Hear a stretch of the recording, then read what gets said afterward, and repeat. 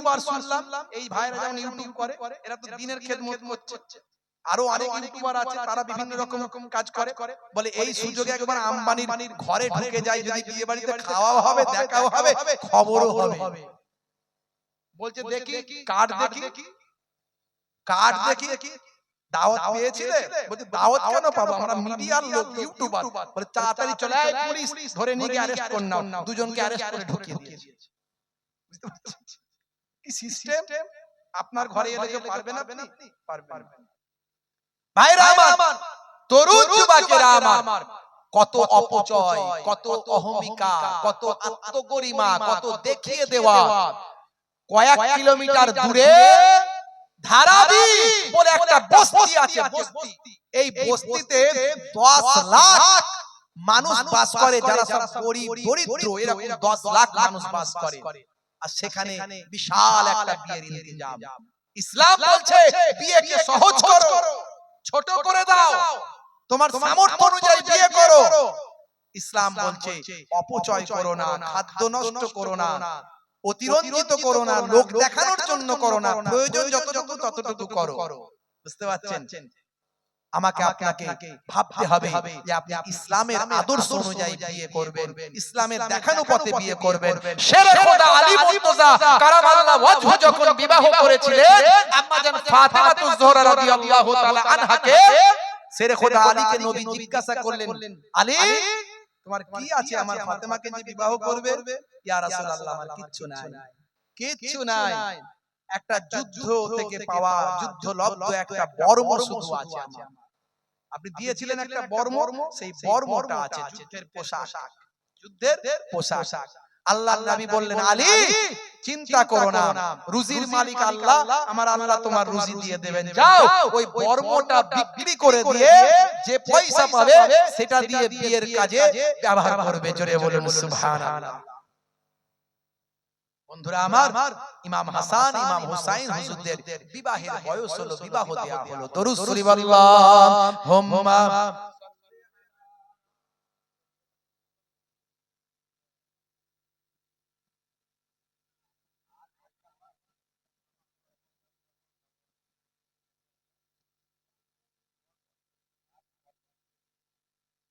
আল্লাহুম্মা সাল্লি, বলুন না, কষ্ট হচ্ছে নাকি? এই চলে এসেছে, আর একটুখানি, আর একটু করে শেষ করব।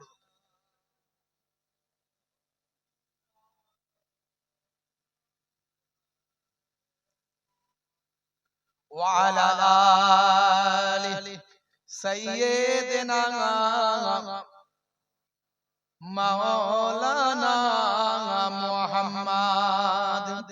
मुझे कूफे वालों मुसाफिर न समझो, मैं आया नहीं हूँ, बुलाया गया हूँ। जोरे হবে না, जोरे হবে না। হযরত ইমাম হুসাইন হুজুর বলছেন, হে কুফাওয়ালারা, মনে করো না যে আমি এমনি চলে এসেছি, আমাকে দাওয়াত করা হয়েছে তাই আমি এসেছি। কবি কবির ভাষায় লিখেছেন, আল্লামা ইকবালের লেখা কবিতা এটা, পৃথিবী বিখ্যাত, বিশ্ববিখ্যাত কবি। মুঝে কুফাওয়ালো মুসাফির না সমঝো,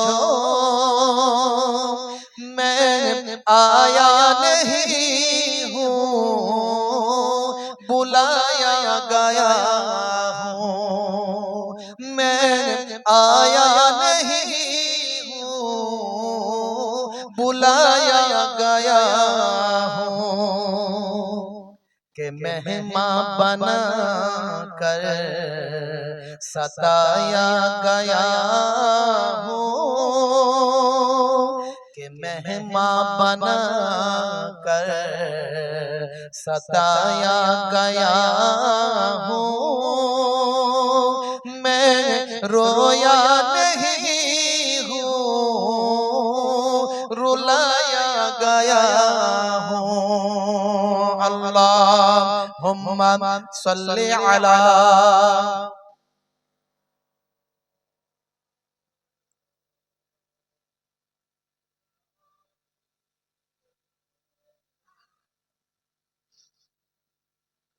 खुदा जाने कैसी है ये मेजबानी, 72 पियासों का ये बंद पानी। खुदा जाने कैसी है ये मेजबानी, 72 पियासों का ये बंद पानी। मुकद्दर में है हौज़ कौसर का पीना, मुकद्दर में है हौज़ कौसर का पीना।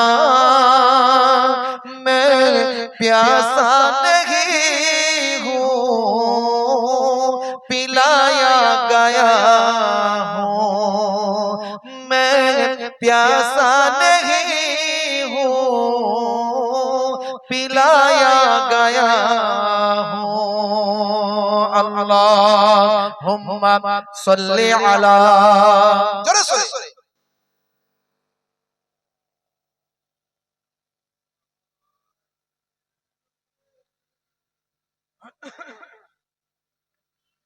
झुका था जो सरवर गाहे खुदा में, वही सर कलम हो गया करबला में।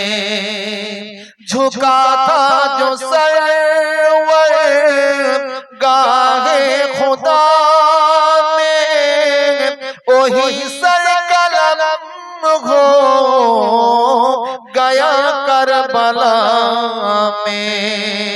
शहादत की मंजिल को पाया है मैंने, शहादत की मंजिल को पाया है मैंने।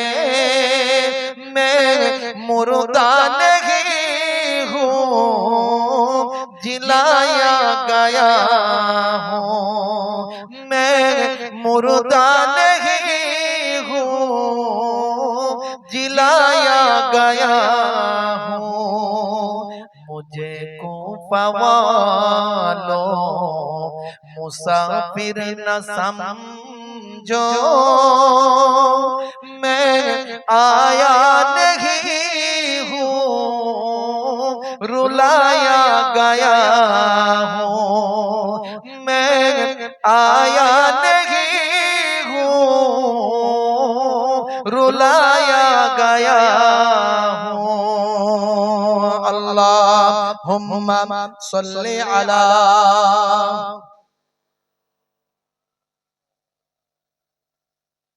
वाला आली। হে তরুণ যুবকেরা, খুবই সংক্ষেপ করে বলি, হযরত ইমাম হাসান রাদিয়াল্লাহু তাআলা আনহুকে জীবনে বারবার বিবাহ সংক্রান্ত ব্যাপার নিয়ে বিস্পান করানো হয়েছিল বাবা। বন্ধুরা আমার, তরুণ যুবকেরা আমার, প্রত্যেকবারই হযরত ইমাম হাসান রাদিয়াল্লাহু তাআলা আনহু বিস্পান করার পরে আস্তে আস্তে নানা জানের রওজা মোবারকে গেছেন। নানা জানের রওজা মোবারকে গিয়ে আল্লাহর নবীর ওসিলা দিয়ে দোয়া চেয়েছেন। নানা জানের ওসিলায়, নবী পাকের ওসিলায় আমার আল্লাহ ইমাম হাসান হুজুরের বীজকে পানি করে দিয়েছে। কিন্তু শরীরটা কমজোর হয়ে যায়, শরীরটা কমজোর হয়ে যায়, রোদে বেরোতে কষ্ট হয়। এ তরুণ যুবকেরা, হে আমার মুরব্বিয়ানেরা, মাঝে মাঝে অসুস্থ বোধ করেন। বন্ধুরা আমার, তরুণ যুবকেরা, নানা জানের কলিজার টুকরা নাতি ইমাম হাসান হুজুর, ইমাম হাসান হুজুরের সহচর ভালোবাসার মানুষেরা তাকে ঘিরে রাখেন যাতে করে দুশমনেরা আর কখনো বিষ না পান করাতে পারে। কুঁজোর ভিতরে পানি রেখে কুঁজোটা সিল করে দেয়। হে তরুণ যুবকেরা, হে আমার মুরব্বিয়ানেরা, এইভাবে চলতে থাকে বেশ কিছুদিন। একদিন বাড়ির মধ্যে ভাই আমার রাতের বেলা আল্লাহর নবীর নাতি কলিজার টুকরা নামাসায়ে রাসূল হযরত ইমাম হাসান রাদিয়াল্লাহু তাআলা আনহু মুরিদিন মুহিব্বিন সঙ্গী সাথীদের নিয়ে তিনি বসে আছেন। ভাই আমার আলোচনা করছেন, কথাবার্তা বলছেন। শরীরটা বড় খারাপ, শরীরটা একটু অসুস্থ বাবা। কথাবার্তা বলতে বলতে একটু ক্লান্ত হয়ে গেছেন, একটু আর হয়ে গেছেন, একটু শুয়ে গেছেন। মুরিদানেরা কুঁজো ভাই আমার সিল করা কুঁজোর পানি নিয়ে বসে আছেন। হুজুরের শরীর অসুস্থ, কখন পানি চাইবেন?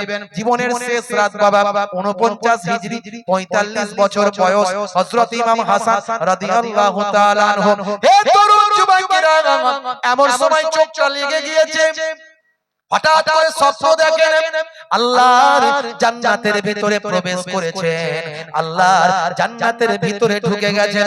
ইমাম হাসান হুজুর আল্লাহর জান্নাতের ভিতরে প্রবেশ করেছেন। দেখতে পান একদিকে নানাজান সিংহাসনে বসে আছেন, আর একদিকে আব্বাজান বসে আছেন, আর একদিকে আম্মাজান বসে আছেন। নানাজান ডাকছেন, ভাই হাসান, ভাই হাসান, ভাই হাসান, আর কতদিন দুনিয়া আর জমিনে থাকবে? এসো এসো ভাই হাসান, নানা নাতি আল্লাহর জান্নাতে একসঙ্গে বসবাস করি।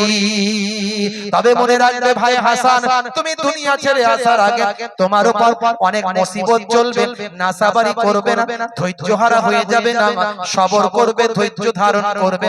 কারণ তোমাদের দেখিয়ে কাল কিয়ামতের দিনে আমি আমার কোটি কোটি গুনাহগার উম্মতীদের নাজাত করিয়ে নেব। ঘুমটা ভেঙে গেল, তান্দ্রা কেটে গেল।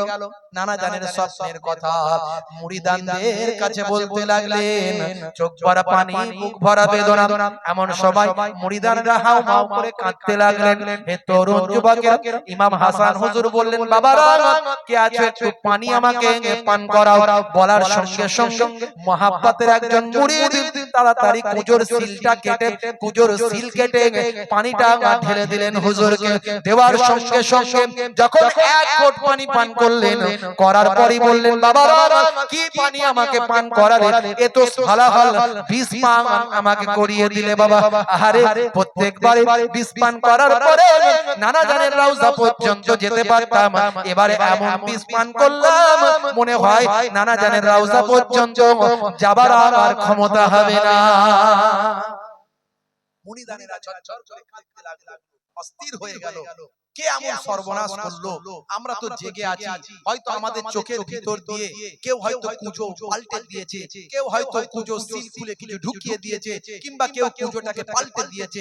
তারা অস্থির হয়ে পড়লো। ইমাম হাসান রাদিয়াল্লাহু তাআলা আনহু ভাই আমার মাছ তরপাই যাও তরপাতে শুরু করলেন। তাড়াতাড়ি যাও, আমার ভাই ইমাম হোসাইনকে ডাকো, তাড়াতাড়ি দাও, সময় বেশি নাই, ইমাম হোসাইনকে ডাকো। ইমাম হোসাইন হুজুরকে যখন খবর দেয়া হলো, কাঁদতে কাঁদতে বড় ভাইজান, বড় ভাইজান বলে চিৎকার করে কাঁদতে কাঁদতে এসে হাজির হলেন। আরে আবার বড় ভাইজানকে বিষ পান করিয়ে দিল। জালেমদের আমি বদলা নেব। বড় ভাইজান, কে আপনাকে বিষ দিয়েছে একটু বলুন, আমি বদলা নেব। বড় ভাইজান বললেন, ভাই হোসেন, ছোট ভাই, বদলা নিতে হবে না ভাই। নানাজানকে স্বপ্ন দেখেছি, নানাজান বলে দিয়েছেন অনেক মুসিবত আসবে, নাসাবারি করবে না, ধৈর্য হারা হয়ে যাবে না। আমি যদি বেঁচে উঠি আমি তার সঙ্গে বোঝাপড়া করব, আর আমি যদি শহীদ হয়ে যাই তাকে আমি মাফ করে দিলাম। আর আমার নানাজান বলেছেন সবর করতে, কাল কিয়ামতের দিনে আমাদের দেখে নানাজানের কোটি কোটি গুনাহগার উম্মতীদের নাজাত করিয়ে নেবে। তাড়াতাড়ি যাও, আমার নানিজানকে খবর দাও। এখন আমার নানিজান আম্মা জান আয়েশা সিদ্দিকা রাদিয়াল্লাহু তাআলা আনহা হায়াতে আছে। যাও খবর দাও, যদি নানিজান বলে তাহলে নানাজানের পাশেই আমার রওজাটা করবে, যদি আমি দুনিয়া ছেড়ে বিদায় নিই। আর নানিজান যদি বলেন না, তাহলে আমার আম্মা জানের পাশে যেন আমার রওজাটা হয়। আজও মদিনা শরীফে যাবেন, জান্নাতুল বাকিতে গিয়ে দেখে আসবেন। আল্লাহ আমাকে নিয়ে গেছেন দুবার, আমি গিয়ে ঘুরে এসেছি। আল্লাহর নবীর কলিজার টুকরা কন্যা খাতুনে জান্নাতের পাশেই তার সাহেবজাদা বড় সাহেবজাদা হযরত ইমাম হাসান হুজুরের রওজা আজও বিদ্যমান। ভাই আমার, দোস্ত আমার, এই কিছু কথা বলে দুনিয়ার জমিন ছেড়ে 49 হিজরিতে 45 বছর বয়সে আল্লাহর ডাকে সাড়া দিয়ে দুনিয়া ছেড়ে বিদায় নিয়ে চলে গেলেন। ইন্না লিল্লাহি ওয়া ইন্না ইলাইহি রাজিউন। আম্মা জানের পাশেই রওজাটা হচ্ছে। এদিকে ইমাম হুসাইন থাকতে লাগলেন।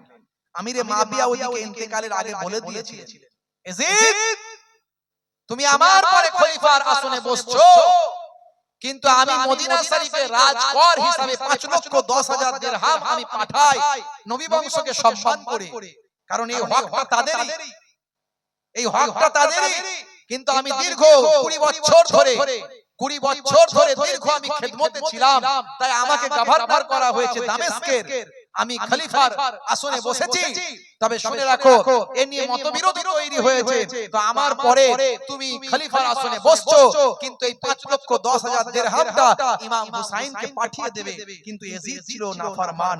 ইয়াজিদ এত বাজে ছিল যে পিতা জানতেন না, আমিরে মাবিয়া ঠিকমতো লক্ষ্য করতে পারেননি, বুঝতে পারেননি। ইয়াজিদ ছিল ফাসিক, ইয়াজিদ ছিল অশ্লীল, ইয়াজিদ ছিল মাতাল, ইয়াজিদ অন্যায় কাজে লিপ্ত ছিল। ইয়াজিদ কিন্তু এই কথাটা মেনে নিতে পারলো না। ইয়াজিদের মুখ চুন হয়ে গিয়েছিল। অনেক ঘটনা পর পর বলতে গেলে সময় লেগে যাবে, বুঝতে পারছেন। আমিরে মাবিয়া ইন্তেকালের পরে ইয়াজিদ তাড়াতাড়ি বিভিন্ন জায়গায় গভর্নর বসিয়ে দিল আর তাড়াতাড়ি বলে দিল, যাও সবাইকে বলে দাও আমার পক্ষ থেকে যেন বায়াত নেওয়া হয়। তখন মদিনার গভর্নর ছিল ওয়ালিদ। ওয়ালিদের কাছে অর্ডার এলো, বুঝতে পারছেন। ওয়ালিদ ভাই আমার, নবী বংশের সঙ্গে ভালো মহব্বত, নবী বংশের সঙ্গে মহব্বত তার ছিল। ওয়ালিদ বড় আশ্চর্য হয়ে গেল, হায় রে হায়, এই মাত্র কয়েকদিন ইয়াজিদ সিংহাসনে বসে এই ফরমান জারি করে দিয়েছে ইমাম হুসাইনকে নাকি ইয়াজিদের পক্ষ থেকে বায়াত করতে হবে, আব্দুল্লাহ ইবনে ওমরকে নাকি ইয়াজিদের পক্ষ থেকে বায়াত করতে হবে, আব্দুল্লাহ ইবনে আবু বকরকে নাকি ইয়াজিদের পক্ষ থেকে বায়াত করতে হবে। হায় রে হায়, কি ফরমান জারি করেছে, কত বড় বেয়াদব। কিন্তু নিরুপায় ইমাম হুসাইনকে যখন বলা হলো, ইমাম হুসাইন বলল, ইয়াজিদ যদি ভালো হতো, ইয়াজিদ যদি ঈমানদার হতো, ইয়াজিদ যদি আল্লাহ ওয়ালা হতো, ইয়াজিদ যদি ইসলামের খেদমত করতে পারতো, নানা জানের রেখে যাওয়া দ্বীন ইসলামের সেবা করতো, যদি ইয়াজিদ আল্লাহ ওয়ালা হতো, আমি ইমাম হুসাইনের তাকে মেনে নিতে কোনো আপত্তি ছিল না। কিন্তু ইয়াজিদকে মেনে নিলে ইসলাম ধ্বংস হবে, আমি কখনোই হুসাইন মানতে পারি না। বুঝতে পারছেন বাবাজি আমার। পরে ভাই আমার, শহীদ করার অর্ডার চলে এলো। ইমাম হুসাইন সপরিবারে মক্কা শরীফ চলে গেলেন। মক্কার মানুষেরা ইমাম হুসাইন হুজুরকে কাবা ঘরের ইমাম বানিয়ে দিলেন। জোরে হবে না? আর জোরে হবে না? হে তরুণ যুবকেরা, হে আমার বন্ধুরা, শুনে রেখে দিন বাবা, জেনে রেখে দেন, ইমাম হুসাইন রাদিয়াল্লাহু তাআলা আনহু কাবা ঘরের ইমাম হয়ে গেলেন। তিনি নামাজ পড়াতে লাগলেন, নামাজের তারিখ দিতে লাগলেন, নবীর দেখানো ইসলামকে মানুষের কাছে পৌঁছাতে লাগলেন, মক্কার মানুষদের কাছে ইসলামের খেদমত করতে লাগলেন। হে তরুণ যুবকেরা, হে আমার মুরব্বিয়ানেরা, শুনে রেখে দিন বাবা, আসল ইসলাম, সঠিক ইসলামকে মানুষের কাছে পৌঁছাতে লাগলেন। হে তরুণ যুবকেরা, নামাজের মধ্যে দিয়ে আল্লাহর সাহায্য কেমন করে পাওয়া যায় সেটা তিনি শেখাতে লাগলেন। মক্কার মানুষদেরকে সঠিক দ্বীন ইসলামের শিক্ষা দিতে লাগলেন। হে তরুণ যুবকেরা, ইমাম হুসাইন রাদিয়াল্লাহু তাআলা আনহু নিজের নামাজ কায়েম করলেন, সঙ্গীদের নামাজের তালিম দিলেন। নামাজ ছেড়ে দিয়ে কি জান্নাতে যাওয়া যাবে? হ্যাঁ, ইমাম হুসাইনকে হুজুরকে ভালোবাসি কিন্তু নামাজ পড়ি না, জান্নাতে যেতে পারবো? এমন অনেক রাস্তায় ছেলেরা লাপালাপি করছে, দেখি বোঝা যায় হ্যাঁ এরা যত রকমের নেশা আছে নেশা বাদ নাই, কিন্তু ইমাম হাসান ইমাম হুসাইন করছে, ভালোবাসে, মহব্বত করে। এই মহব্বতের আমি সম্মান করি, কিন্তু মহব্বত বাস্তবায়িত করতে হবে। তোমার মধ্যে নামাজ, রাসূলের সুন্নত রেখে মহব্বত দেখাও, নামাজ সুন্নত রেখে মহব্বত দেখাও। আমাকে জলসায় দাওয়াত করতে এসেছে, বুঝতে পারছেন, পাশ থেকে একজন বলছে, হুজুর যে কমিটিটা আপনাকে দাওয়াত করতে এসেছে এরা হলো গেঁজা কমিটি। আমি সে কি রে ভাই? বলছে, হুজুর এদের মুখ চেহারাগুলো দেখছেন না, এদিকে দাগ, এদিকে কাটা, হ্যাঁ, কানে দুল, মাথার চুলের এদিকে চাঁচা, ওদিকে চাঁচা, কারো লাল, কারো নীল, কারো কালার, কাকাতুয়ার মাথায় জুটি, খ্যাকসিয়ালি পালায় ছুটি। এরা যে দাওয়াত করতে এসেছে আপনাকে, এরা হয়তো ওয়াজ করাবে, কিন্তু এরা সব গাঁজাখোর, সর্বনাশ করেছে। আগে গাঁজা ছাড়ো, তারপরে জলসার দাওয়াত করো। আমারও সম্মান থাকবে, তোমাদেরও সম্মান থাকবে। লোকে বলবে হুজুর এসেছে গাঁজাখোর কমিটির দাওয়াত। বুঝতে পারছেন? আমি বললাম তোমাদের দাওয়াত নেবো না, পরিষ্কার বললাম। তোমরা আগে এই চুলগুলো ঠিক করো, এই কানের দুল খোলা ঠিক করো, এই হাতটার গুলো ছেড়ে দাও। তোমরা আগে নামাজি হও, তোমাদের চেহারা পরিষ্কার করো, নেশা মুক্ত জীবন যাপন করো। হ্যাঁ, তোমাদের আমার খবর আছে তোমাদের ব্যাপারে। তোমরা গাঁজা খাও, দাড়ি খাও, মদ খাও, আর তোমাদের দাওয়াত আমাকে করতে এসেছো। দুঃখ নিও না, তোমরা আগে হেদায়েত হও, হয়ে আমাকে দাওয়াত করতে আসবে, আমি যাব। আগে আল্লাহ ওয়ালা হও। ভাইরা আমার, তরুণ যুবকেরা আমার, তাহলে আপনাকে নামাজি আগে হতে হবে। ইমাম হুসাইন হুজুর নামাজকে প্রতিষ্ঠা করেছিলেন। ওয়াক্ত যে হলো ওযু করো, মসজিদে চলো। ওয়াক্ত যে হলো ওযু করো, মসজিদে চলো। খোদার হুকুম পালন করো, নামাজটা পড়ো। খোদার হুকুম পালন করো, নামাজটা পড়ো। ওয়াক্ত যে হলো ওযু করো, মসজিদে চলো। দিন রাতে 5 ওয়াক্ত নামাজ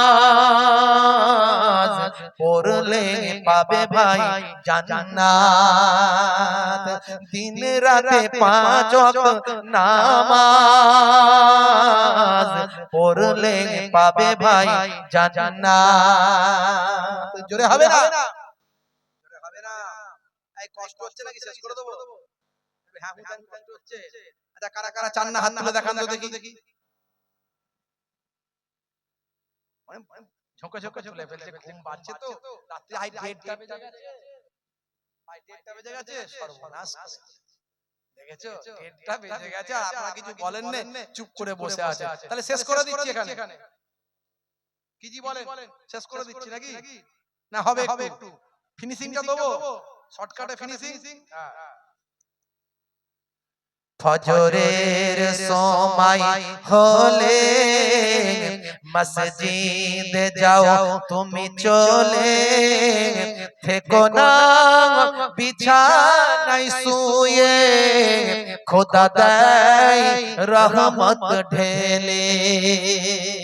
জোরে হবে না? আরে জোরে হবে না?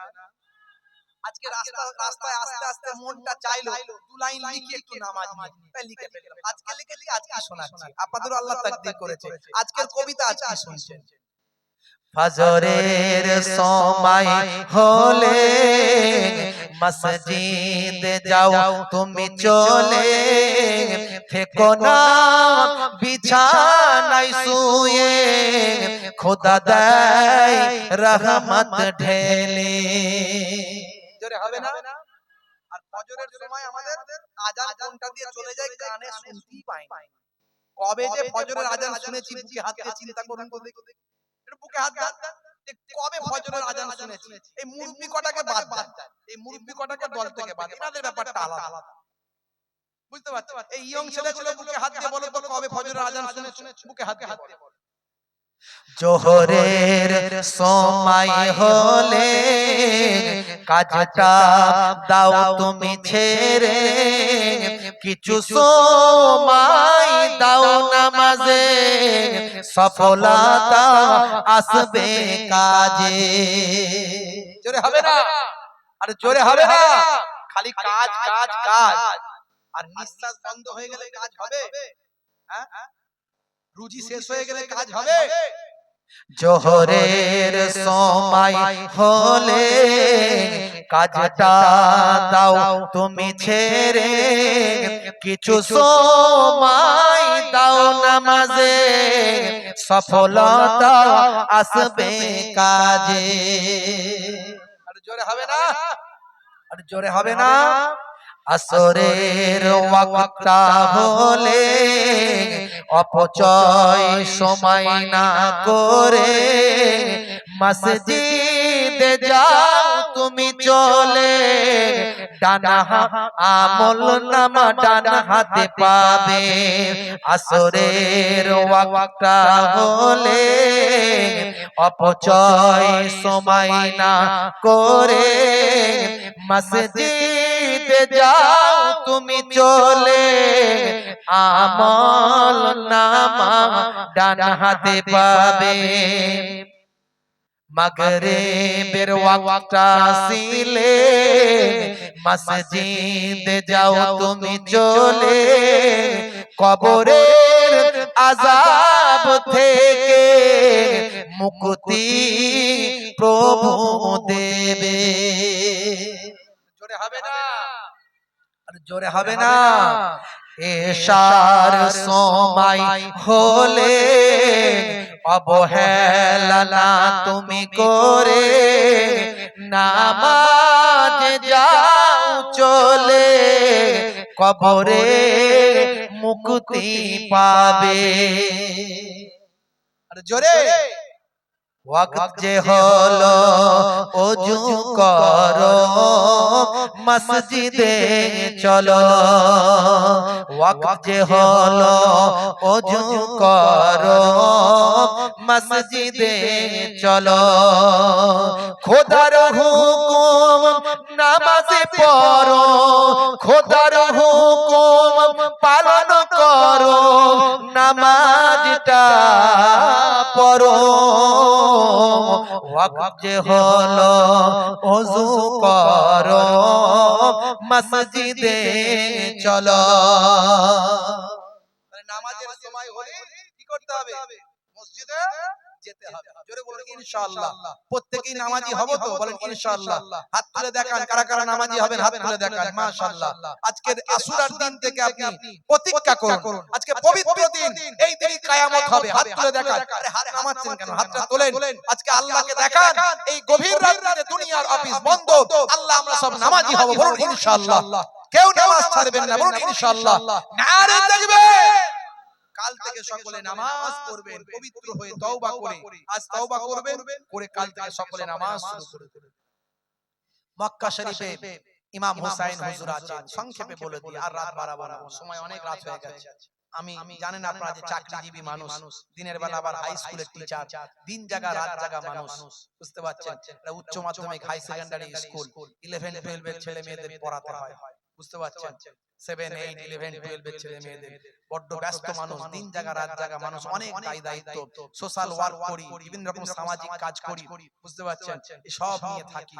যাই হোক বাপেরা আমার, সংক্ষেপে, খুব সংক্ষেপে, ছোট করে লম্বা চওড়া নয়, একেবারে সংক্ষেপে বলি। ওদিকে যখন হযরত ইমাম হুসাইন হুজুর মক্কা শরীফে আছে, কুফা থেকে বারবার চিঠি আসছে, আমরা আপনার আব্বাজানের ভক্ত, আব্বাজানের মুরিদ, আপনি আসুন, আমরা এজিদের হাতে বায়াত হব না, আমরা সব আপনার হাতে বায়াত হব। পর পর একটার পর একটা চিঠি আসতে লাগলো। দয়ার নবীর নাতি কলিজার টুকরা নওয়াসায়ে রাসূল, আহলে বায়াতের শেষ নূর, আহলে বায়াতের শেষ রওশন, আহলে বায়াতের শেষ চিরাগ ইমাম হুসাইন রাদিয়াল্লাহু তাআলা আনহু, পাক পাঞ্জাতনের শেষ চিরাগ, শেষ আলো ইমাম হুসাইন রাদিয়াল্লাহু তাআলা আনহুকে সকলেই নিষেধ করে, আপনি নওয়াসায়ে রাসূল আপনি যাবেন না, ওরা কুফার মানুষ, মুনাফিক, আপনার আব্বাকে শহীদ করেছে, আর আপনি তাদের বিশ্বাস করে যাবেন না। শেষে ইমাম হুসাইন হুজুর কেমন দিন ভালোবাসেন, ইসলাম ভালোবাসেন, বলে এতগুলো চিঠি দেখো গো, ঈমানদাররা কখনো মিথ্যা কথা বলতে পারে? ঈমানদাররা কখনো বেঈমানি করতে পারে? না না না। আচ্ছা ঠিক আছে, তোমরা যখন বলছো, আমার চাচাতো ভাই মুসলিম বিন আকিলকে আমি আমার আগে আমার রিপ্রেজেন্টেটিভ করে, আমার প্রতিনিধি করে কুফায় পাঠাচ্ছি। হযরত মুসলিম বিন আকিল রাদিয়াল্লাহু তাআলা আনহু তার দুটো নাবালক সন্তান, কিশোর সন্তান, ভাই আমার ইব্রাহিম আর মুহাম্মদ, দুজনকে নিয়ে কুফায় চলে গেলেন। কুফায় গিয়ে যখন ইমাম হুসাইনের কথা বললেন, 40,000 মানুষ ইমাম হুসাইন হুজুরের হাতে হাত দেওয়ার জন্য ইমাম মুসলিম হুজুরের হাতে বায়াত গ্রহণ করে নিল। কিন্তু হলে কি হবে, এই খবর ওবাইদুল্লাহ বিন জিয়াদের কাছে গেল, এই খবর এজিদের কাছে পৌঁছে গেল। ওবাইদুল্লাহ বিন জিয়াদকে ইবনে জিয়াদকে এজিদ পাঠিয়ে দিল, যাও কুফার অবস্থা খারাপ, তাড়াতাড়ি কুফার মানুষদের বুঝিয়ে দাও এজিদের বিরুদ্ধে গেলে রক্তের বন্যা বয়ে যাবে, কুফা রক্তে পরিপূর্ণ হয়ে যাবে। ভাই আমার ওবাইদুল্লাহ বিন জিয়াদ এসে কুফার মসজিদ থেকে ঘোষণা করে দিল, এই কুফাবাসী, তোমরা ইমাম মুসলিমের হাতে বায়াত হয়েছো, ইমাম হুসাইনের হাতে বায়াত হয়েছো, মুসলিমের হাত ধরে এজিদের পক্ষ থেকে ফরমান জারি হয়েছে, এখনই বায়াত ত্যাগ করে আমি ইবনে জিয়াদের হাতে বায়াত হও এজিদের পক্ষ থেকে, যদি বাঁচতে চাও, না হলে কুফার জমিনে রক্তের বন্যা বয়ে যাবে, দেখতে পাবে শুধু রক্ত আর রক্ত। এই একটা হুঙ্কারে 40,000-এ 4 জনা থাকলো। কেমন ইমানের তেজ বুঝতে পারছেন? খুব হুজুর হুজুর হুজুর হুজুর করে লাপাচ্ছে, হুজুরের জন্য জান দিয়ে দেব, ওরে সর্বনাশ, দাদা হুজুর জিন্দাবাদ, দাদা হুজুর জিন্দাবাদ। কি মহাব্বত! সত্যি দাদা হুজুর জিন্দাবাদ, বিপদের সময় দাদা হুজুর জিন্দাবাদ করতে পারবেন? তাহলে জানবো হ্যাঁ ইমানের তেজ আছে, ইমানের শক্তি আছে। তৎকালীন যুগে বিপদের সময় ইমাম হুসাইনকে তারা ভুলে গেল, ইমাম মুসলিমকে তারা ভুলে গেল, সঙ্গে সঙ্গে সব 40,000-এ 4 জনা থাকলো। ইমাম মুসলিম রাদিয়াল্লাহু তাআলা আনহু বিপদ বুঝে প্রথমেই গিয়ে তিনি চিঠি লিখে দিয়েছিলেন, পৌঁছে গিয়েছিল কুফার অবস্থা ভালো, 40,000 মানুষ বায়াত গ্রহণ করেছে। এই কথা পেয়ে, চিঠি পেয়ে ইমাম হুসাইন হুজুর 72 জন সঙ্গী নিয়ে, 40 জন পুরুষ, 32 জন মহিলা শিশু নিয়ে কুফার মানুষকে হেদায়েতের জন্য তিনি বেরিয়ে পড়েছেন। তারপরে এই ঘটনা যখন ঘটলো, আবার যখন চিঠি পাঠিয়েছেন, চিঠি ধরা পড়ে গেছে, চিঠি প্রেরককে হত্যা করা হয়েছে, শহীদ করে দেয়া হয়েছে। ইমাম মুসলিম রাদিয়াল্লাহু তাআলা আনহু উম্মে হানির বায়ামার উম্মে হানির বাড়িতে আশ্রয় গ্রহণ করেছেন, কিন্তু পরে সেটাও ধরা পড়ে গেল, উম্মে হানিকে শহীদ করে দেয়া হলো, এদিকে আপনার ইমাম মুসলিমকে শহীদ করে দেয়া হলো, এমনকি তার ছোট ছোট 2 জন নাবালক সন্তান, তাদেরকেও নির্মম ভাবে শহীদ করে দেয়া হয়েছিল। ইমাম হুসাইন হুজুর কারবালা ময়দানে এসে হাজির হয়েছিলেন। ভাই আমার, দোস্ত আমার, জীবনের শেষ রাত 61 হিজরি 9 মুহররম দিনগত রাত, ইমাম হুসাইনের সঙ্গে এবার যুদ্ধ করার জন্য কুফারেরা রেডি হয়ে গেছে, খিমাতে এসে আঘাত করছে। এতদিন ধরে যুদ্ধ চলছে, আপনার সবাইকে আমরা শহীদ করে দিয়েছি, এখন আপনার সঙ্গে ডাইরেক্ট যুদ্ধ করতে চাই।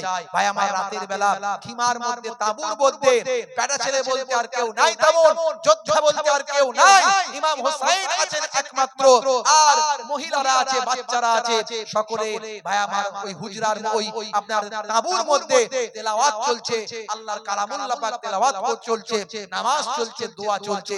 ইমাম হুসাইন হুজুরের চোখটা লেগে গেছে, ইমাম হুসাইন হুজুরের চোখটা লেগে গেছে, একটু তান্দ্রা ভাব এসে গেছে। হে তরুণ যুবকেরা, হে আমার বন্ধুরা, শুনে রেখে দিন বাবা, জেনে রেখে দেন, জীবনের শেষ রাত বাবা, হযরত ইমাম হুসাইন রাদিয়াল্লাহু তাআলা আনহু চোখটা লেগে গিয়েছে তাঁবুর ভিতরে। এমন সময় দেখতে পেলেন, খ্বাব দেখতে পেলেন, স্বপ্ন দেখতে পেলেন, যে স্বপ্নটা বড় ভাইজান জীবনের শেষ রাত্রে দেখেছিলেন, সেই স্বপ্নটাই হযরত ইমাম হুসাইনও দেখতে পেলেন, আমি আল্লাহর জান্নাতের ভিতরে প্রবেশ করেছি, একটা সিংহাসনে বসে আছেন, আর নানা জান আখিরি জামানার পয়গম্বর, আর একটা সিংহাসনে বসে আছেন আব্বা জান শেরে খোদা আলী মুর্তজা কারামাল্লাহু ওয়াজহু, আর একটা সিংহাসনে বসে আছেন আম্মা জান খাতুনে জান্নাত, আর একটা সিংহাসনে বসে আছেন বড় ভাই জান নওয়াজে রাসূল, আর একটা সিংহাসনে বসে আছেন আমার চাচাতো ভাই হযরতে ইমাম মুসলিম রাদিয়াল্লাহু তাআলা আনহু। নানা জান ডাক দিয়ে বলছেন, ভাই হোসেন, ও ভাই হোসেন, ভাই হোসেন, আর কতদিন দুনিয়ার জমিনে থাকবে, এসো এসো এসো, আল্লাহর জান্নাতে নানা নাতি একসঙ্গে বসবাস করি। তবে ভাই হোসেন, তুমি যখন দুনিয়ার জমিন ছেড়ে বিদায় নেবে, তোমার উপর অনেক মুসিবত আসবে, না সবরি করবে না, ধৈর্য হারা হয়ে যাবে না, কারণ তোমাদের দেখিয়ে কাল কিয়ামতের দিনে আমি আমার কোটি কোটি গুনাহগার উম্মতদের নাজাত করতে পারবো। হে তরুণ যুবকেরা, হে আমার মুরব্বিয়ানেরা, স্বপ্ন ভেঙে গেল। স্ত্রীকে বললেন, স্ত্রী, হে আমার কলিজার টুকরা স্ত্রী, আল্লাহর হাওয়ালায় তোমাদের রাখছি। আমি বড় ভাইজান যে স্বপ্ন দেখেছিলেন আমিও দেখলাম, এটা আমার শেষ রাত।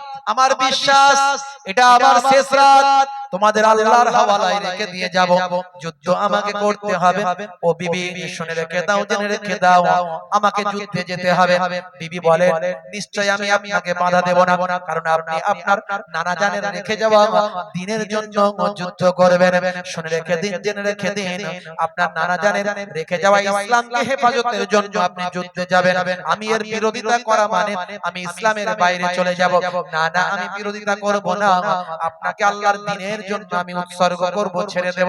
তবে শুনে রেখে দেন, নবী বংশের নবী খানদানের ছোট্ট সন্তান আলী আসগার 2.5 বছর, আমার স্তনে দুগ্ধ নাই, ঘরেতে কয়েকদিন ধরে পানি তো নাই, পানির পিপাসায় কষ্ট পায়। 2.5 বছরের সন্তানটা পানির পিপাসায় অস্থির হয়ে যাচ্ছে।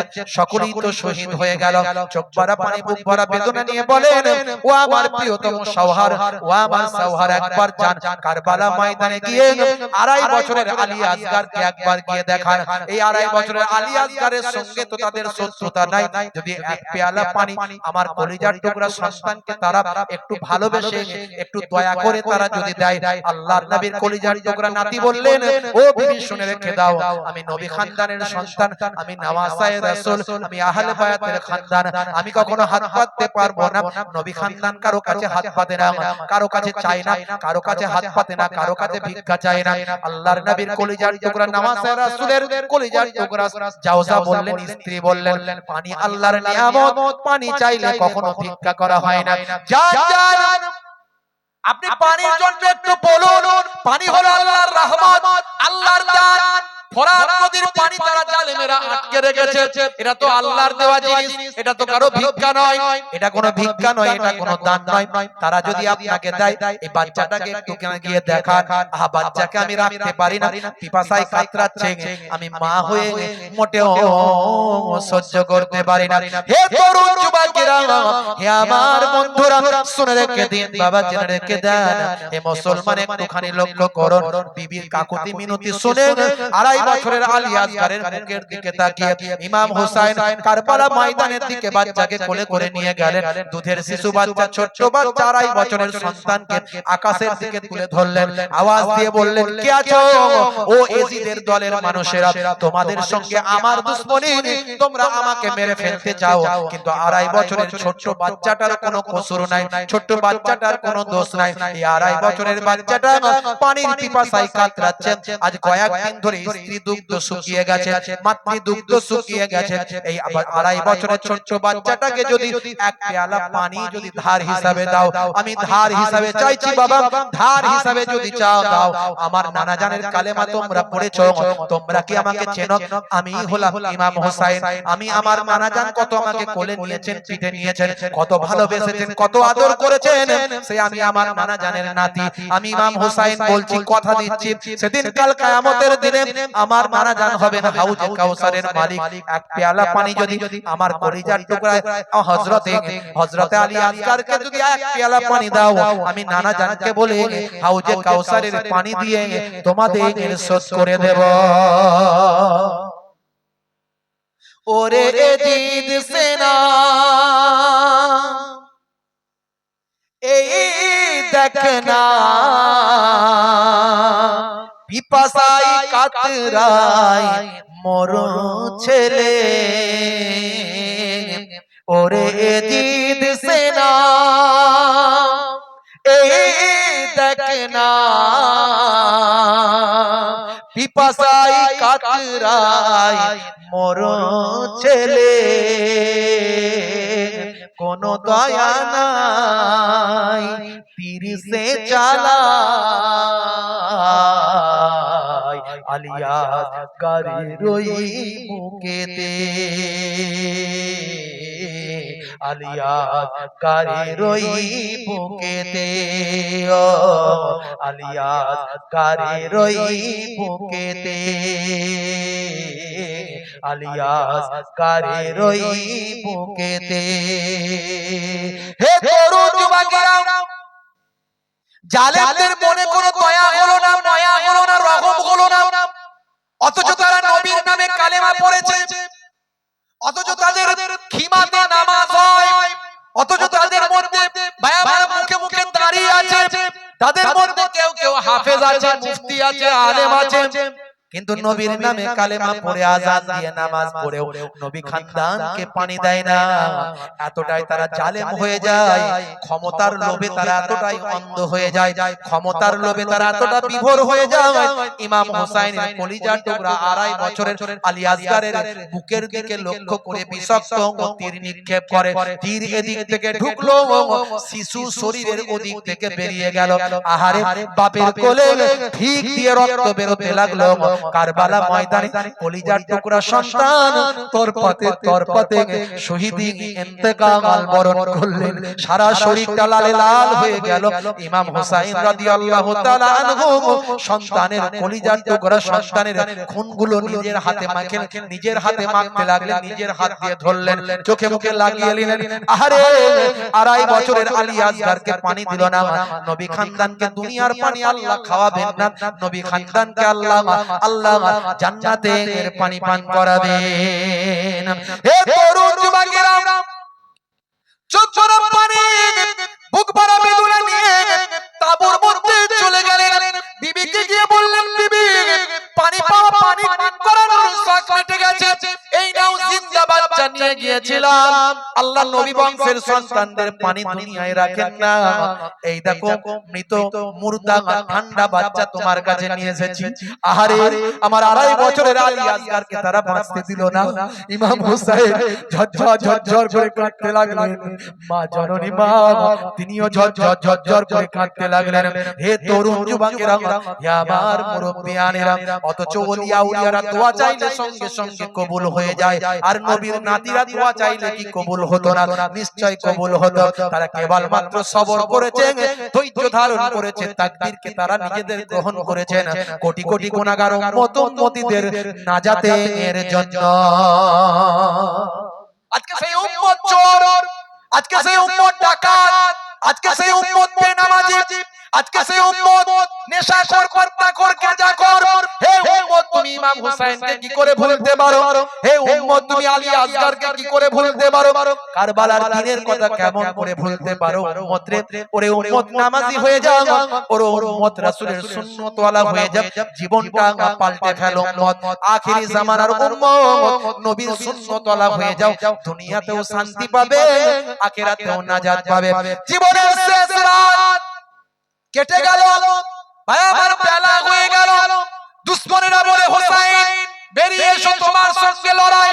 হে তরুণ যুবকেরা, বিবির সঙ্গে বিদায় নিলেন, স্ত্রীর সঙ্গে, পরিবার আত্মীয় স্বজনের সঙ্গে বিদায় নিলেন। ভাই আমার যুদ্ধের পোশাক পরে ফেললেন, ভাই আমার যুদ্ধের বর্ম পরে ফেললেন, যুদ্ধের পোশাক পরে ফেললেন, মাথায় নবীর দেওয়া পাগড়িখানা পরে ফেললেন, হাতে নবীর দেওয়া জুলফিকার শেরে খোদা আলীর তলোয়ারখানা ধরে ফেললেন, দুলদুল ঘোড়ার উপর চেপে পড়লেন, ঘোড়াকে এক করা মারলেন, বিদায় নিয়ে চলে গেলেন।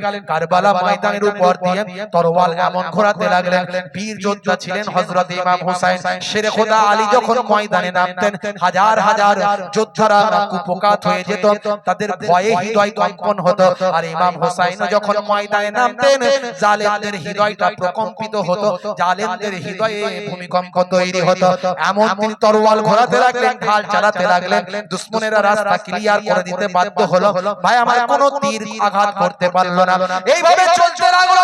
হযরত ইমাম হোসেন অনেক জালেমদের হত্যা করলেন, জাহান্নামের ঠিকানায় পাঠিয়ে দিয়ে তলোয়ার ঘোরাতে ঘোরাতে দুলদুল ঘোড়া নিয়ে সোজা ফোরাত নদীতে পৌঁছে গেলেন। ফোরাত নদীতে গিয়ে কয়েকদিন ক্ষুধার্ত অবস্থায়, কয়েকদিন তৃষ্ণার্ত অবস্থায়, পানিবিহীন অবস্থায় আছেন।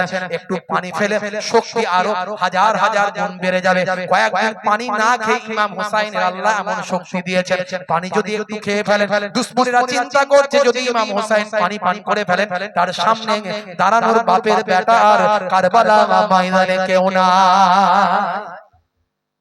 বুঝতে পারছেন? আল্লাহ তাকে এমন শক্তি দিয়েছিলেন, এমন ক্ষমতা দিয়েছিলেন।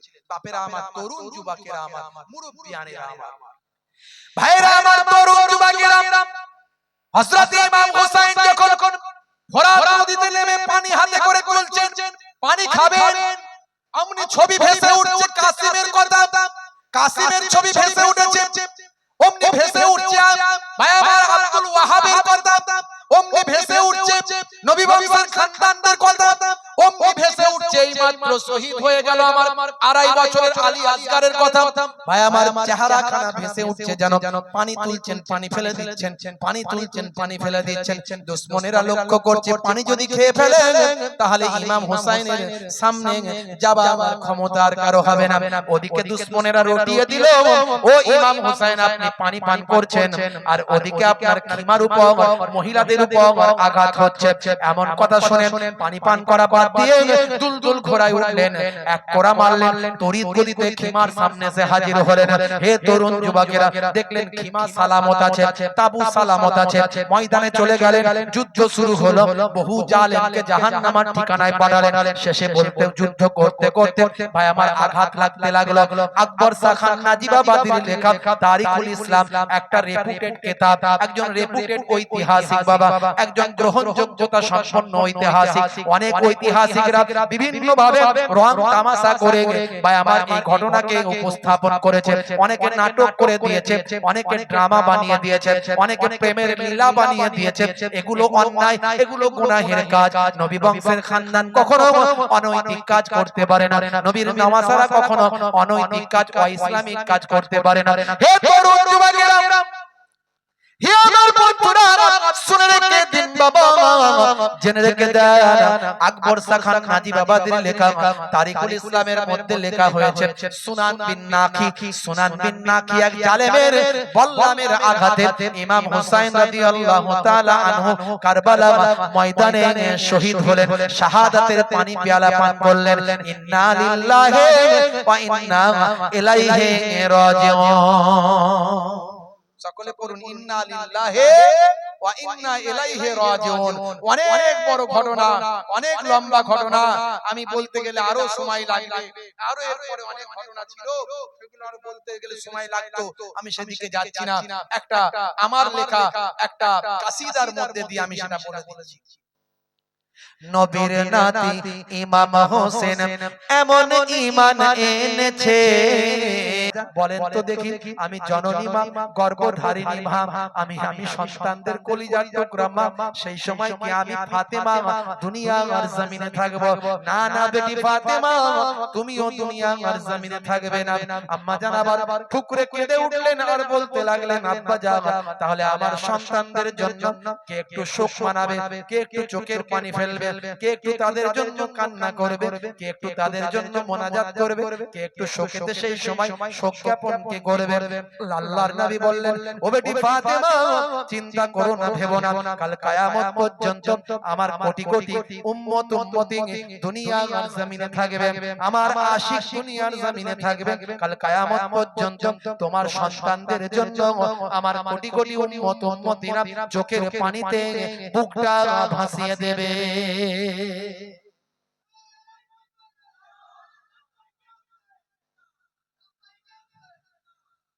হে তরুণ যুবকেরা, হে আমার বন্ধুরা, শুনে রেখে দিন বাবা, জেনে রেখে দেন। তাই মুহররম মাস যখন আসে, মুহররম মাসে মানুষ ইমাম হাসান ইমাম হুসাইনকে ভালোবেসে তারা দান করতে থাকে, সাদকা করতে থাকে, বেশি বেশি তেলাওয়াত করতে থাকে, বেশি বেশি রোজা রাখতে থাকে, বেশি বেশি ভাই আমার নামাজটা পড়তে থাকে, ইমাম হাসান ইমাম হুসাইন হুজুরদের আলোচনা করতে থাকে, তাদের আদর্শকে মাথায় নিয়ে চলার প্রতিজ্ঞা করতে থাকে, তাদের জীবন জিন্দেগীর আলোচনা শুনতে থাকে। ইমাম হাসান ইমাম হুসাইন কারবালা হুজুরদের, সোহাদা হুজুরদের জন্য চোখের পানিতে বুকটা ভাসিয়ে দেয়। তবে ইসলামে বলা হয়েছে কেমন শোক হবে, শোকটা কেমন হবে। এক শ্রেণীর মানুষ তারা শোক জ্ঞাপন করে, কি শোক জ্ঞাপন করে? দেখবেন রাস্তায় ভাই আমার হাতে গায়ে শিকল বেঁধে দৌড়াচ্ছে আর ইয়া হাসান ইয়া হুসাইন করছে। দেখবেন লাঠি নিয়ে পিঠে দুমদাম করে পিটছে, রক্ত ঝরিয়ে ফেলছে, আছে না নাই? আবার দেখবেন তবলা বাজাচ্ছে, ঢোল বাজাচ্ছে, ডিজে বাজাচ্ছে, দেখবেন। আবার দেখবেন গায়ে রক্ত বের করছে, নিজের শরীর কেটে রক্ত বের করে ফেলছে, এরকম করছে। এটা ইসলামে শোক জ্ঞাপন করার পদ্ধতি নয়। তারা আবার হাদিস দেয়। কি হাদিস দেয়? বলে দয়ার নবী যখন ইন্তেকাল করেছেন তখন বাড়ির ভিতরে মায়েরা, মেয়েরা, বোনেরা তারা মাতম করেছে, তারা কেঁদেছে, তারা মুখে হাত চাপড়েছে, তারা কেঁদেছে। এমনকি মা আয়েশার কথাও বলে যে মা আয়েশাও নাকি তাদের মতো করে মুখে হাতে চাপড়ে আঘাত করে মাতম করেছে। এখন দেখতে হবে হাদিসটা কতটা সহিহ, হাদিসের রাবি কতটা সহিহ, হাদিসের অনেক ভাগ আছে, হাদিসের অনেক সোর্স আছে, সানাদ আছে, হাদিসের মধ্যে জাল আছে, মাউজু আছে, সহিহ আছে, হাসান আছে, বিভিন্ন হাদিসের ভাই আমার স্টেজ আছে, জানতে হবে। কিন্তু একেবারে সিয়াসিত্তা হাদিস, যে হাদিসকে পৃথিবীর সমস্ত আলেমরা বলেছেন সহিহ, এখান থেকে এরকম কোন পাওয়া যাবে না যে কেউ মারা গেলে তাকে বুকে হাতে চাপড়াতে হবে, বুকে আঘাত করতে হবে, রক্ত বের করা যাবে, এমন কোন সহিহ হাদিস আপনি পাবেন না। বরং বুখারী শরীফ এবং মুসলিম শরীফের হাদিসের মধ্যে এসেছে আল্লাহর নবী বলছেন আমি ওই ব্যক্তি থেকে নয় যে কেউ মারা গেলে মাথা মুন্ডন করে ফেলে এবং বুক চাপড়ায়, কাপড় ছিঁড়ে ফেলে, এই রকম মানুষদের থেকে আমি নবী এদের দলে নয়, এরা আমার দলে নয়। এই রকম কেউ মারা গেলে বুক চাপড়ানো নিষেধ, মুখ চাপড়ানো নিষেধ, রক্ত বের করা নিষেধ, একেবারে আহলে সুন্নাহ ওয়াল জামাতের আলেমরা সকলে একমত। তাই আমরা শোক জ্ঞাপন করব, চোখের পানি ফেলব, মোনাজাত করব, কাঁদবো তাদের জন্য, বুঝতে পারছেন? তাদের জন্য তেলাওয়াত করব, তাদের জন্য সওয়াবরেসানি করব, তাদের জন্য মানুষকে খাওয়াবো, দান করব, মেহমানদারি করাবো, গরিব দুস্থদের দেব। ইমাম হুসাইন, ইমাম হাসান হুজুরদের, শোহাদা কারবালা হুজুরদের নিয়ে আলোচনা করব, তাদের জীবন জিন্দেগিকে নিজেদের জীবনে বাস্তবায়িত করব। এইভাবে আমরা শোক জ্ঞাপন করব। ভালো করে বুঝবেন বাবা আমার, তরুণ যুবকেরা আমার, মুরব্বিয়ানেরা আমার, যদি ইমাম হুসাইন হুজুর ইন্তেকালের পরে যদি রক্ত বের করা জায়েজ হতো, তাহলে আমাদের নবী ইন্তেকালের পরে তাহলে জায়েজ কেন হতো না? আমাদের নবী ইন্তেকালের দিনে তাহলে তো আরো বেশি মানুষ রক্ত ঝরাতো, কথা ঠিক না? হে তরুণ যুবকেরা, সংক্ষেপ করে বলি, ছোট্ট করে বলি, একটু ভাবুন। তাহলে সেই শোহাদা হুজুরদের নিয়ে আমরা আলোচনা করি। কেন শোহাদা হুজুরদের নিয়ে আলোচনা করব? এক শ্রেণীর মানুষ আবার বাড়িয়েছে, তারা বলে এত শোহাদা হুজুরদের নিয়ে কেন আলোচনা করতে হবে? এত কারবালা কারবালা কারবালা নিয়ে কেন আলোচনা করার দরকার? এত ইমাম হাসান ইমাম হুসাইন নিয়ে এত আলোচনার কি দরকার? এই আশুরার দিনে তো অনেক ঘটনা ঘটেছে, এই আশুরার দিনে তো দুনিয়া তৈরি হয়েছে, এই আশুরার দিনে তো আদম নবী জান্নাত থেকে বেরিয়ে এসেছেন, এই আশুরার দিনে তো অনেক ঘটনা ঘটেছে। ইব্রাহিম নবী নমরুদের কবল থেকে মুক্তি পেয়েছে, ভাই আবার মুসা কালিমুল্লাহ ফেরাউনের কবল থেকে নাজাত পেয়েছে। এত ঘটনা ছেড়ে দিয়ে শুধু কারবালা কারবালা নিয়ে আলোচনা কেন?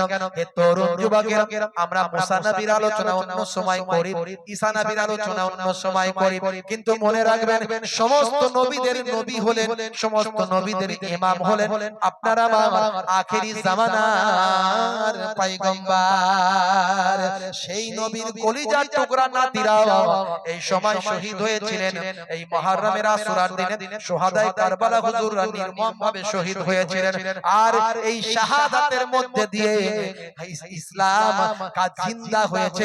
ইসলাম जिंदा होता है हर কারবালা के बाद। কারণ ইমাম হুসাইন হুজুরের হাত ধরে ইসলাম পুনরায় জিন্দা হয়েছে, নালে ইসলাম চলে গিয়েছিল এজিদের হাতে। এজিদ যেভাবে মানুষকে দিন শেখাচ্ছিল, তাতে সেই দিন আমরা এরকম পেতাম না, এই নামাজ, এই রোজা, এই কালেমা, এই তাসবিহ আমরা পেতাম না। এজিদের হাতে দিন চলে গিয়েছিল, কারণ এজিদ হয়ে গিয়েছিল খলিফা, কিন্তু ইমাম হুসাইন মেনে নেননি। মেনেছিলেন? যদি মানতেন তাহলে তাদের শহীদ হতে হতো না, কিন্তু নিজেদের জীবন দিয়েছেন, জীবন দিয়ে শহীদ হয়ে ইসলামকে হেফাজত করেছেন। জোরে বলুন সুবহানাল্লাহ। নানাজানের হাত দিয়ে পরিপূর্ণ হওয়া ইসলামকে হেফাজতের জন্য ইমাম হুসাইন হুজুর কারবালা ময়দানে শাহাদাতের পেয়ালা পানি পান করেছে। বন্ধুরা আমার, তরুণ যুবকেরা আমার, হে আমার মুরব্বিয়ানেরা, শুনে রেখে দিন বাবা, জেনে রেখে দেন। ইমাম হাসান ইমাম হুসাইন হুজুর বড় হতে লাগলেন বাবা। বড় হওয়ার পরে তাদের শাদী বিবাহের ব্যবস্থা করা হলো। অনেক ঘটনা, অনেক ঘটনা, অনেক ঘটনা। বন্ধুরা আমার, তরুণ যুবকেরা, হে আমার মুরব্বিয়ানেরা আমার, শুনে রেখে দিন বাবা, জেনে রেখে দিন বাবা। হে মুসলমান, একটুখানি লক্ষ্য করুন, আল্লাহর নবীর ইন্তেকালের পরে হযরতে আবু বকর সিদ্দিক রাদিয়াল্লাহু তাআলা আনহু 2 বছর কয়েক মাস ভাই আমার খেলাফতি করেন। 2 বছর কয়েক মাস মাত্র খেলাফতি করেন। তারপরে খলিফার আসনে বসেন হযরতে ওমর ফারুক রাদিয়াল্লাহু তাআলা আনহু। টানা 10 বছর খেলাফতি করেন। 10 বছর খেলাফতি করেন হযরতে ওমর ফারুক রাদিয়াল্লাহু তাআলা আনহুর পরে ইসলামের দ্বিতীয় খলিফা হযরতে ওসমান জিন্নুরাইন 12 বছর খেলাফতি করেন। 12 বছর খেলাফতি করার পরে তার ইন্তেকালের পরে হযরতে আলী মুর্তজা কারামাল্লাহু ওয়াজহু তিনি 5 বছর কয়েক মাস খেলাফতি করেন। হে তরুণ যুবকেরা, হে আমার বন্ধুরা, শুনে রেখে দিন বাবা, জেনে রেখে দিন বাবা। হে মুসলমান, একটুখানি লক্ষ্য করুন, এদিকে হযরতে আবু বকর সিদ্দিক রাদিয়াল্লাহু তাআলা আনহুর জামানাতে ভাই আমার তিনি দামেস্কে সৈন্য পাঠিয়েছিলেন। দামেস্কে যখন সৈন্য পাঠিয়েছিলেন, সেই সৈন্য দলেতে আমিরে মাবিয়াও সঙ্গে ছিলেন। এক শ্রেণীর মানুষ আবার আমিরে মাবিয়া সম্পর্কে বাজে কথা বলে, কটূক্তি করে। আমিরে মাবিয়া কটূক্তি করে এক শ্রেণীর মানুষ। মনে রাখবেন, আমিরে মাবিয়া হুজুর একজন সাহাবী ছিলেন। একজন সাহাবী ছিলেন।